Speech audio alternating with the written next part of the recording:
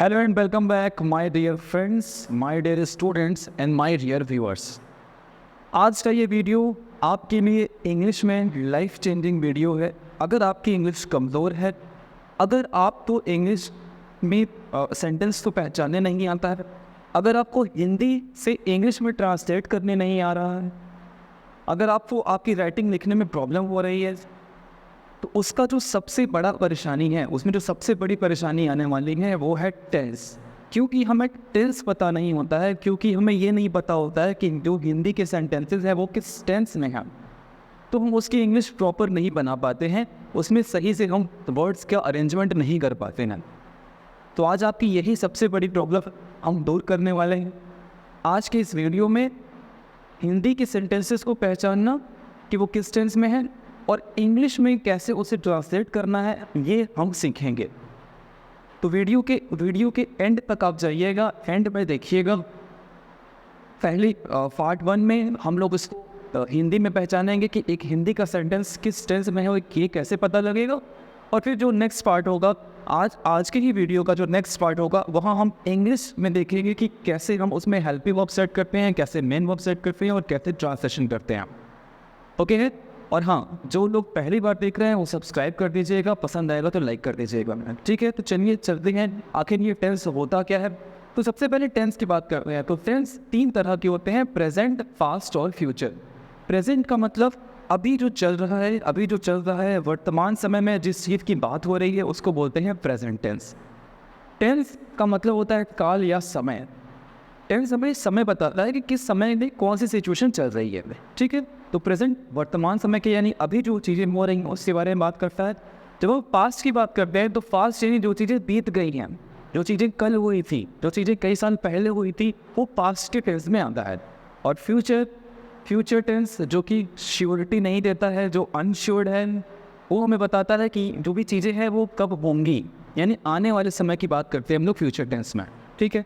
अच्छा, अब सबसे ज़रूरी बात, अगर हिंदी का सेंटेंस गिवन है और आपको ये पता लगाना है कि हिंदी के सेंटेंस में कौन सा टेंस है, तो हिंदी के सेंटेंस में आप करिए क्या, सेंटेंस के एंड में जाइए, वाक्य के अंत में जाइए। हम सबसे पहले हमारा कन्फ्यूज़न यही हो जाता है कि हम बड़ा सा सेंटेंस देख लेते हैं तो हम वो गैप्स खोजने लगते हैं कि हम कैसे इसको बनाएंगे। तो ऐसा नहीं करना है आपको। सबसे पहले क्या करना है, आप सेंटेंस के एंड में जाइए। जैसे कि मैं खाना खाता हूँ, तो अब खाना की इंग्लिश, खाता हूँ की इंग्लिश नहीं सोचनी है आपको। सबसे पहले ये देखना है कि वर्ड का सेंटेंस एंड कहाँ हो रहा है। तो खाता हूँ पर एंड हुआ। अब मेरी बहन कई सालों से कलकत्ता रह रही है, ये कौन सा सेंटेंस है, ये कौन सा टेंस है, कैसे पता चलेगा। तो आप सेंटेंस के एंड में जाइए। तो हम लोग आज उसी अप्रोच से स्टडी करेंगे कि हम सेंटेंस देखें और सेंटेंस देखते ही ये बता दें कि ये सेंटेंस किस टेंस में है। सबसे बड़ी बात यही होनी चाहिए, सेंटेंस आपके सामने आया और आपने तुरंत बता दिया ये किस टेंस में है। तो आज हम लोग इसी पर बात करेंगे। तो चलिए चलते हैं इधर। तो एक तरफ मैंने लिखा है टेंस, दूसरी तरफ लिखी है उसकी पहचान। तो ये वाक्य के अंत में, यानी कौन सा सेंटेंस के हमें वाक्य के अंत में जाना है। तो अगर आपका वाक्य का अंत ता है, ती है, ते से हो रहा है, आपने कोई सेंटेंस देखा, कोई सेंटेंस पढ़ा जिसके लास्ट में ता है, ती है, ते है, तू है आया, तो ये होता है हमारा प्रेजेंट का इंडेफिनिट टेंस। जैसे मैं खेलता हूँ, मैं सोता हूँ, मैं जागता हूँ, मैं उसे मारता हूँ, मैं पढ़ाई करता हूँ, सबके लास्ट में देखिए ता है आया। वो खेलती है, वो पढ़ती है, वो जाती है, वो सोती है, वो खाती है, ती है आया। वो सारे लोग खेलते हैं, वो पढ़ते हैं, वो जाते हैं, वो नहाते हैं, वो अपना काम समय पर करते हैं। तो सेंटेंस का एंड देखना है। सारे सेंटेंस के एंड में ता है, ती है, ते है आया। तो ये टेंस कौन सा हुआ, ये टेंस हुआ प्रेजेंट का इंडेफिनिट। ठीक है, तो आपको क्या देखना है, आपको आपके सेंटेंस के एंड में जाना है और देखना है क्या ये है। अगर ये है तो टेंस हुआ प्रेजेंट इंडेफिनिट। अभी हम लोग ये नहीं सीखेंगे कि इसको बनाना कैसे है। अभी सबसे पहले इस तरह की सेंटेंस की पहचान सीखेंगे। एक बार अगर आपने पहचान सीख ली, एक बार अगर आपको समझ में आ गया कि हिंदी का सेंटेंस किस टेंस में चल रहा है, तो आई एम डैम श्योर कि आप उसका ट्रांसलेशन भी कर लेंगे।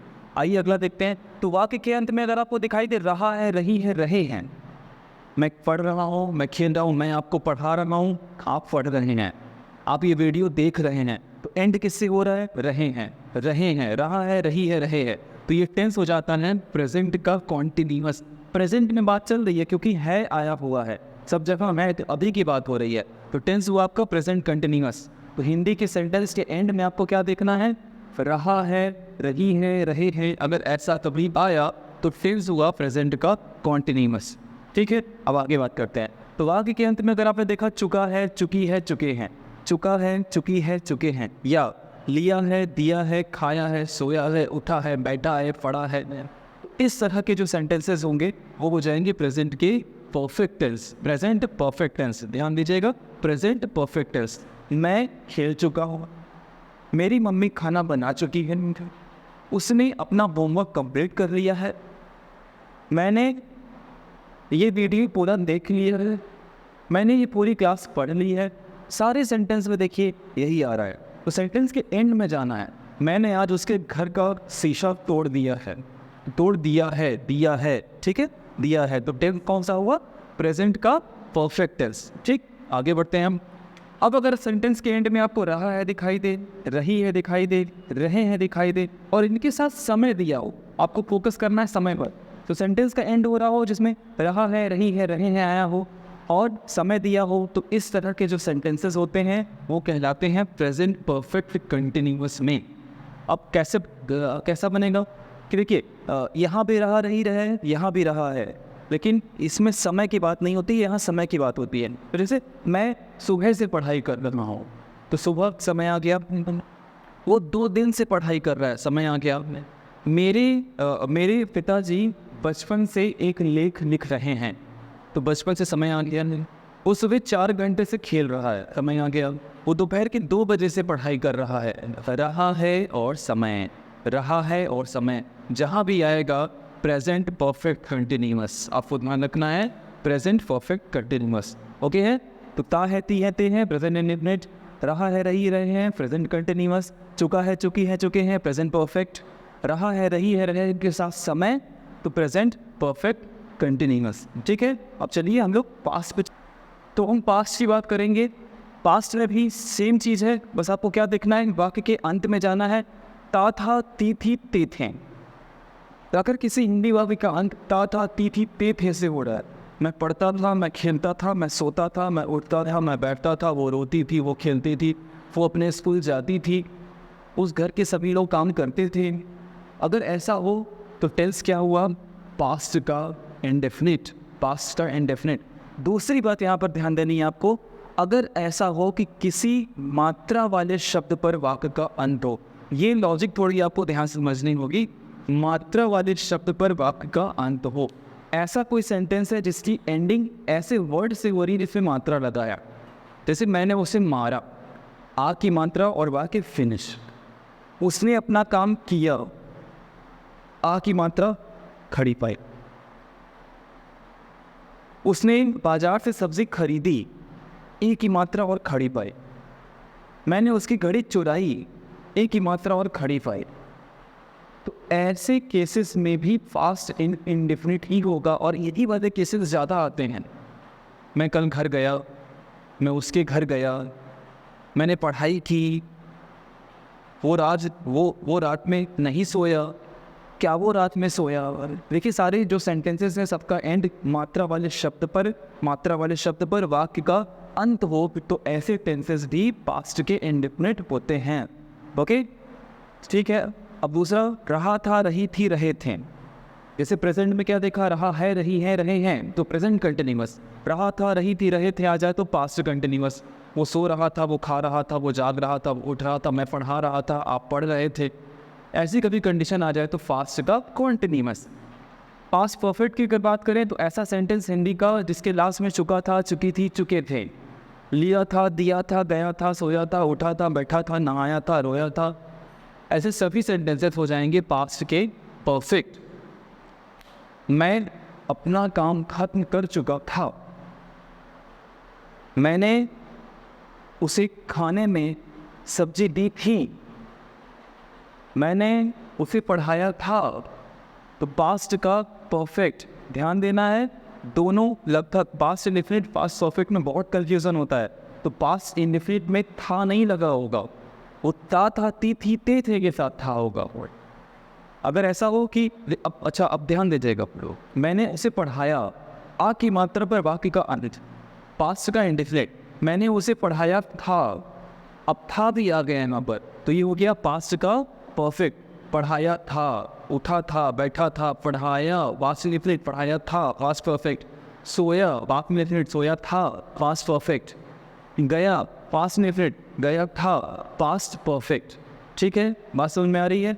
ओके, अब आगे बात करें तो रहा था, रही थी, रहे थे के साथ अगर समय दिया हो तो past perfect continuous, fast perfect continuous. रहा था, रही थी, रहे थे के साथ समय दिया हो, जैसे प्रेजेंट कंटिन्यूअस हम लोगों ने देखा।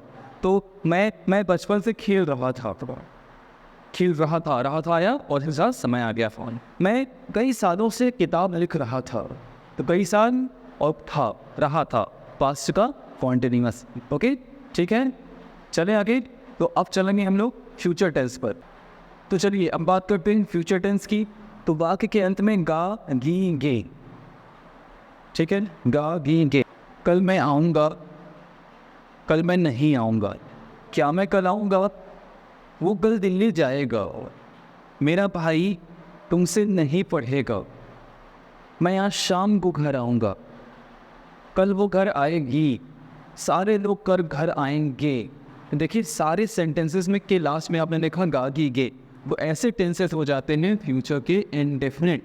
वाक्य के अंत में जाना है, मैं बार बार आपसे कह रहा हूँ, हिंदी सेंटेंस के एंड में जाना है आपको, और वहीं से आपको आपका टेंस पता चलेगा, गा फ्यूचर टेंस। रहा होगा, रही होगी, रहे होंगे।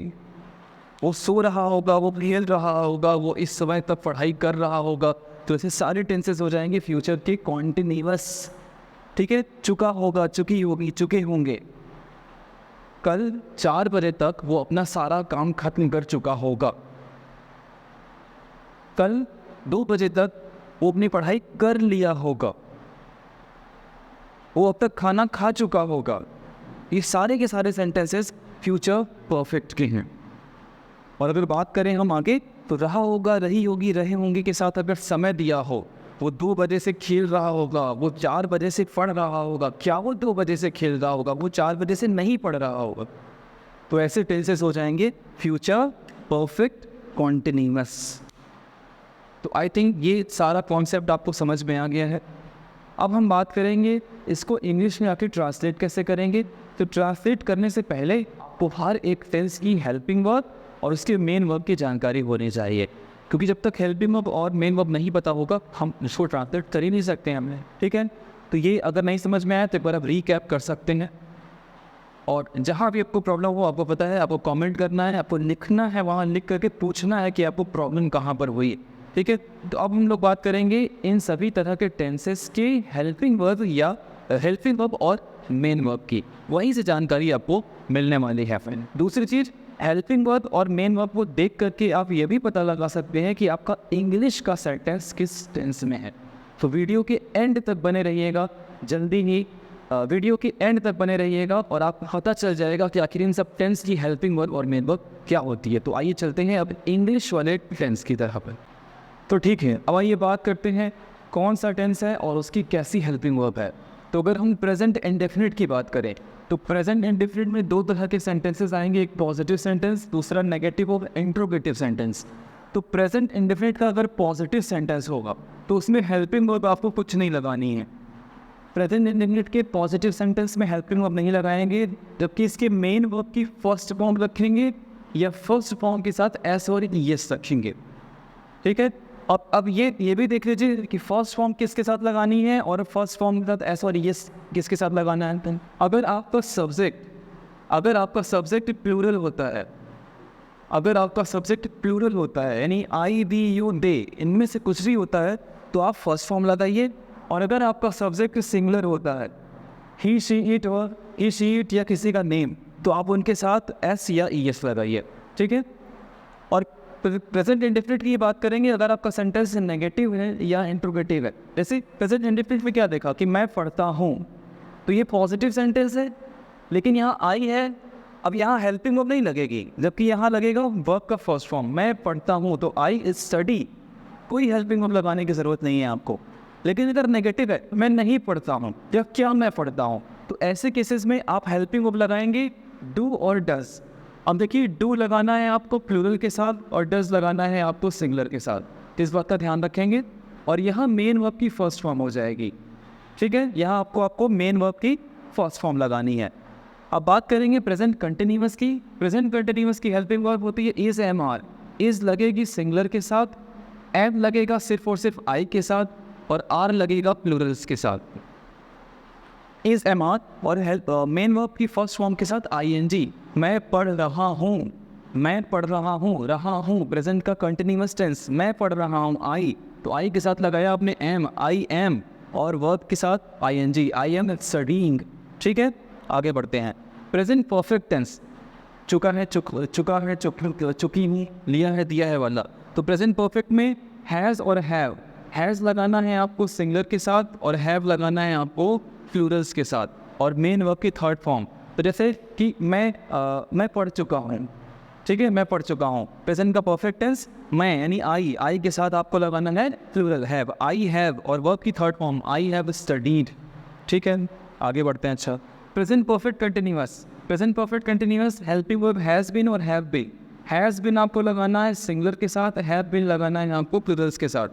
यहाँ क्या करना है, वर्ब की फर्स्ट फॉर्म के साथ आईएनजी विद सिंस और फॉर। जैसे कि मैं सुबह से पढ़ रहा हूँ, तो I have been studying since morning. अब सिंस और फॉर कहाँ लगाना है, ये पूरे क्लास के एंड में आपको बताऊंगा कि सिंस और फॉर आखिर आपको लगाना कहाँ है, ठीक है। तो ये प्रेजेंट का सारा कॉन्सेप्ट हो गया। Present indefinite positive sentence, no helping verb, main verb first form with S और E S. Present indefinite negative या interrogative sentence, helping verb do does, verb की फर्स्ट फॉर्म, ठीक है। अब हम बात करेंगे पास्ट पर। आइए तो अब बढ़ते हैं पास्ट की ओर। पास्ट जैसे प्रेजेंट इंडेफिनिट में देखा कि अगर पॉजिटिव सेंटेंस है तो हेल्पिंग वर्ब नहीं लगेगी, वैसे ही पास्ट इंडेफिनिट के पॉजिटिव सेंटेंस में हेल्पिंग वर्ब नहीं लगानी है आपको, मेन वर्ब का सेकेंड फॉर्म यूज़ करना है। अब पास्ट इंडेफिनिट का सेंटेंस दिखता कैसा है, होता कैसा है, मैं पढ़ता था या मैं पढ़ा, था थी थे थे, या हिंदी वाक्य के अंत में कोई मात्रा वाले शब्द पर वाक्य का अंत हो जाए। तो मैं पढ़ा पॉजिटिव है, मैं पढ़ा, तो आई और मेन वर्ब का सेकंड फॉर्म स्टडीड, ध्यान रखिएगा इस बात को। और अगर नेगेटिव इंट्रोगेटिव हो जाए तो हेल्पिंग वर्ब लगानी है आपको डिड, और मेन वर्ब का फर्स्ट फॉर्म लगेगा। डिड जैसे ही लगा मेन वर्ब का फर्स्ट फॉर्म, तो मैं नहीं पढ़ा, I did not study, study main verb की फर्स्ट फॉर्म, ठीक है। कॉन्टिन्यूअस हेल्पिंग वर्ब वॉज और वर, वॉज लगाना है आपको सिंगुलर के साथ और वर लगाना है आपको प्लूरल्स के साथ। मेन वर्ब की आईएनजी और फर्स्ट फॉर्म के साथ आईएनजी, तो वो पढ़ रहा था, वो पढ़ रहा था, रहा था पास्ट कंटिन्यूअस। ही वॉज और मेन वर्ब की फर्स्ट फॉर्म स्टडीइंग, वो नहीं पढ़ रहा था, he was not studying, study में आईएनजी लगा दीजिए, ठीक। Past perfect helping verb had, singular के साथ भी और प्लूरल के साथ भी, मेन वर्ब की थर्ड फॉर्म, वो पढ़ चुका था, वो पढ़ चुका था, तो ही हैड स्टडीड, वो कहीं नहीं गया था, तो ही हैड नॉट गॉन, गो का third form, he had not gone anywhere. आगे बात करिए past perfect continuous, helping verb लगानी है आपको हैड बीन, मेन वर्ब की फर्स्ट फॉर्म के साथ आईएनजी और सिंस वर्ब फॉर। यानी हिंदी क्या होती है, रहा था के साथ समय, तो वो सुबह से खेल रहा था, he had been playing since morning. Since और फॉर का कॉन्सेप्ट वीडियो के एंड में वेट करिएगा तब तक, ठीक है। क्लियर है, बात समझ में आ गई। तो पॉजिटिव सेंटेंस के साथ हेल्पिंग वर्ब नहीं लगेगी, मेन वर्ब की सेकंड फॉर्म, नेगेटिव इंट्रोगेटिव के साथ डिड, मेन वर्ब की first form, was were ING, had verb third form, और had be main verb first form ING with since of for. अब चलते हैं लास्ट और फ्यूचर टेंस पर। तो चलिए अब बात करते हैं अपने आज के लास्ट टेंस की, फ्यूचर का टेंस। तो फ्यूचर के टेंस में फ्यूचर इंडेफिनिट की अगर हम बात करें तो विल और शैल का यूज़ करते हैं और मेन वर्ब की फर्स्ट फॉर्म लगाते हैं। लेकिन ध्यान रखना है मॉडर्न इंग्लिश में शैल का यूज़ लगभग बंद हो गया है। तो मैं कल पढ़ूँगा, गा आया फ्यूचर का इंडेफिनिट, तो I will study main verb की first form, I will study tomorrow, ठीक। कंटिन्यूअस की बात करें तो कंटिन्यूअस में विल बी और शैल बी, मॉडर्न इंग्लिश में शैल का यूज़ बंद हो गया है। मैं बार बार इससे बोल रहा हूँ ताकि आपको ध्यान रहे कि मॉडर्न इंग्लिश में शैल का यूज़ बंद हो गया, लगभग बंद है, कहीं यूज़ नहीं करते हैं। तो विल बी शैल बी के साथ वर्ब की आईएनजी फॉर्म, तो मैं खेल रहा होऊंगा, मैं खेल रहा होऊंगा, वो पढ़ रहा होगा, तो ही विल बी स्टडिंग। ठीक। फ्यूचर परफेक्ट की बात करें तो विल हैव, शैल हैव, और मेन वर्ब की थर्ड फॉर्म, तो वो खेल चुका होगा। ही विल हैव, वर्ब की थर्ड फॉर्म प्लेड, तो विल हैव लगाना है, शैल हैव लगाना है, वर्ब की थर्ड फॉर्म लगानी है। अब बात करें फ्यूचर परफेक्ट कंटिन्यूअस की, तो will have been, shall have been, वो सुबह से खेल रहा होगा, वो सुबह से खेल रहा होगा, तो he will have been playing since morning. ठीक है, तो he will have been playing since morning. Future indefinite will shall, main verb first form. Future continuous will be, shall be, main verb ING form. Future perfect will have, shall have, main verb third form. Future perfect continuous will have been, shall have been, main verb ING form with since और for. तो ये आपका हुआ खत्म tense. Hindi में भी देख लिया, इंग्लिश में भी देख लिया, कुछ ट्रांसलेशंस भी बना लिया हम लोगों ने। अब सिर्फ आपको क्या करना है, इस पर प्रैक्टिस करनी है। ढेर सारे सेंटेंसेस हिंदी के बनाइए, हिंदी का टेस्ट चेक कीजिए और फिर इंग्लिश में उसको ट्रांसलेट करने की कोशिश कीजिए। जहाँ ट्रांसलेशन में दिक्कत हो, किसी भी तरह का टेंस, किसी भी तरह का सेंटेंस, किसी भी तरह का ट्रांसलेशन, जहाँ आपको प्रॉब्लम हो कमेंट करके पूछ लीजिए। पूरा का पूरा सेंटेंस, मैं तो कह रहा हूँ पूरा का पूरा सेंटेंस आप लिख करके भेज दीजिए। व्हाट्सएप नंबर आपको वो मोर वाले बटन पे मिल जाएगा, वहाँ पर व्हाट्सएप नंबर मेरा मिल जाएगा आपको, वहाँ पर आप जी भर करके हिंदी सेंटेंस भेजिए and I try to keep all the Hindi into English. ठीक है, अब हम अपने लास्ट पॉइंट की बात करेंगे, सिंस और फॉर। कहाँ सिंस लगाते हैं और कहाँ पर फॉर लगाते हैं। तो चलिए अब बात करेंगे सिंस और फॉर की यूजेस की। तो आप सब लोगों को मेरे हिसाब से लगभग पता ही होगा कि जहाँ पर डेफिनेट टाइम वो वहाँ सिंस लगाते हैं, जहाँ इनडेफिनेट टाइम वो वहाँ फॉर लगाते हैं। आप बिल्कुल अच्छा जान रहे हैं, लेकिन अब इसको थोड़ा सा हम और मॉडर्न करते हैं और नया कॉन्सेप्ट समझते हैं और रियल कॉन्सेप्ट समझते हैं। हर जगह जो डिफिनेट हो वहाँ सिंस लगाते ये ज़रूरी नहीं है। जैसे अगर हम बात करें कि 2 बजे की, तो ये 2 दिन में 2 बार बजता है, तो ये निश्चित तो हुआ नहीं है ना। अब इसमें सिंस यूज़ करेंगे कि फॉर यूज़ करेंगे, यहाँ कन्फ्यूज़न है। तो इस कंसेप्ट को ऐसे समझते हैं कि सिंस का यूज़ करते हैं पॉइंट ऑफ टाइम के लिए। पॉइंट ऑफ टाइम का मतलब ऐसा कोई समय जहाँ से आपको पता चले कि आपका काम वहाँ से शुरू हुआ है, स्टार्टिंग टाइम। जैसे अब हम इस टॉपिक पर बात करें 2 बजे से, तो हमें पता चल रहा है कि हमारा काम 2 बजे से शुरू हुआ है। तो स्टार्टिंग टाइम गिवन है। मैं बचपन से खेल रहा हूँ, तो कब से खेल रहा हूँ, बचपन से खेल रहा हूँ, यानी खेलने का हमें स्टार्टिंग टाइम पता है। तो ऐसी जगह पर सिंस का यूज़ करना है। तो वो कई दिनों से पढ़ रहा है। अब इसमें बताइए स्टार्टिंग टाइम क्या है, कौन से दिन से पढ़ रहा है, इस शुरू कब किया उसने, यहाँ पर कोई जानकारी हमारे पास नहीं है। तो ऐसा कोई समय जिसकी स्टार्टिंग टाइम हमें पता हो, वहाँ पर हमें सिंस का यूज़ करना है। तो मॉर्निंग सिंस लगाएंगे, चाइल्डहुड सिंस लगाएंगे, 1947 सिंस लगाएंगे, किसी ईयर दिया हो, जनवरी फरवरी मार्च दिया हो, वहाँ सिंस लगाएंगे, क्योंकि वहाँ हमें पता चल रहा है कि कोई काम हमारा वहाँ से शुरू हुआ है। अब अगर हम फॉर की बात करें तो फॉर बताता है हमें पीरियड ऑफ टाइम, यानी ड्यूरेशन, टाइम का ड्यूरेशन, टाइम का गैप बताता है। ये हमें फिक्स टाइम नहीं बता पाता है, पीरियड ऑफ टाइम बताता है। जैसे वो कई दिन से खेल रहा है। अब देखिए यहाँ क्या पता चल रहा है, हमें टाइम का ड्यूरेशन पता चल रहा है, कितने दिनों से खेल रहा है भैया, कई दिन से खेल रहा है। तो ये टाइम का गैप बता रहा है, कई दिन से खेल रहा है, मैं कई घंटों से पढ़ रहा हूँ। ठीक है, तो यहाँ टाइम का गैप है, टाइम का ड्यूरेशन है, वो कई सालों से नहा रहा है, वो कई सालों से खा रहा है। ये सारी चीज़ें हमें फिक्स टाइम नहीं बता पा रही है। तो ये सारी चीज़ें मैं ये नहीं बता पा रही कि हमारा काम कहाँ से शुरू हुआ है, ये हमें बता रही हैं कि ये समय का गैप है, ये टाइम का ड्यूरेशन है। तो टाइम का ड्यूरेशन फॉर लगाएंगे और पीरियड ऑफ टाइम में फॉर लगाएंगे, और अगर पॉइंट ऑफ टाइम गिवन हो, कोई स्टार्टिंग टाइम गिवन हो, तो वहाँ पर सिंस का यूज़ होगा। तो इस तरीके से सिंस और फॉर भी आपने समझ लिया, हिंदी के टेंस से समझ लिए, इंग्लिश के टेंस से समझ लिए। अब आपसे मेरी एक रिक्वेस्ट है कि अब आप सिर्फ हिंदी लिखिए और उसको ट्रांसलेट कीजिए, लिखिए और ट्रांसलेट कीजिए। किसी भी तरह का सेंटेंस, कोई भी सेंटेंस लिख डालिए और उसको ट्रांसलेट कीजिए। पहले ये समझिए कि वो हिंदी में किस सेंस में है, फिर उसको इंग्लिश के ट्रांसलेशन के नियम से, रूल से, हेल्पिंग और मेन वर्ब से बस शुरू करिए और लिखना शुरू कर दीजिए, ट्रांसलेशन करना शुरू कर दीजिए। और अगर कहीं भी किसी भी तरह की प्रॉब्लम आ रही है तो मैं सूरज कुमार सैनी, आपका टीचर, आपका एजुकेटर, आपके साथ खड़ा हूँ 24 आवर्स। आप मुझे कभी भी व्हाट्सएप करके अपनी प्रॉब्लम को शेयर कर सकते हैं। और एक बात भूलिएगा नहीं, नए हैं तो सब्सक्राइब कीजिएगा, पुराने हैं तो लाइक कीजिएगा, कमेंट कीजिएगा और अपने दोस्तों को शेयर कीजिएगा। मिलता हूँ अगले किसी और इंटरेस्टिंग ग्रामर के टॉपिक पर, तब तक के लिए जय हिंद, जय भारत।